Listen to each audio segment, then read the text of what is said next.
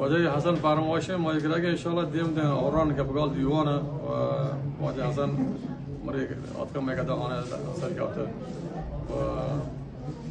دعا خیر کنید به حسن و ان شاء الله سبای بخیر ببید و سالم باید درو ان شاء الله. اونجا باز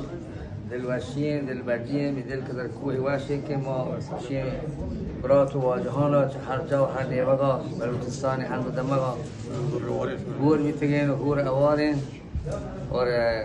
یہ مزنی اللہ فضل کرم مہربانی ہمیں واصاف برکت ہو کہ واجہ محمد انور بیدادی ہیں واجہ عبدالرشید جلالی ہیں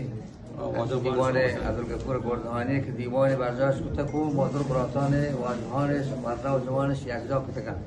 این واجه حاج پیربخش صاحب حاج بخش بوتی گتری لوگین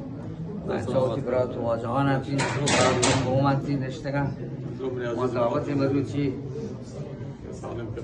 سلامت و جانده حواته بی طرف درستی هم اولان برات و واجهان سلام سلام کمل کنم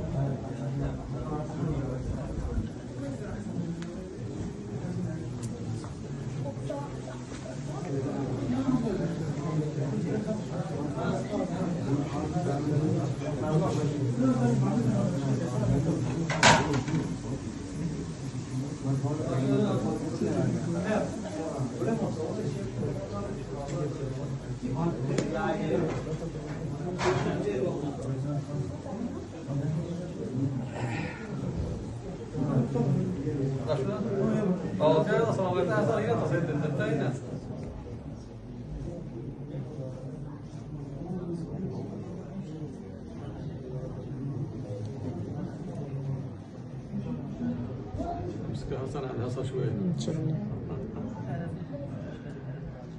نعطيك كل حسن كان قرب ضم ان شاء الله سافر ارجع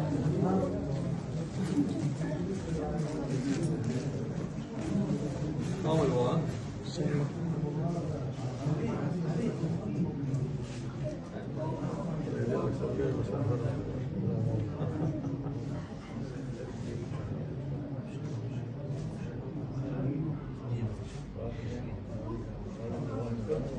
Oh,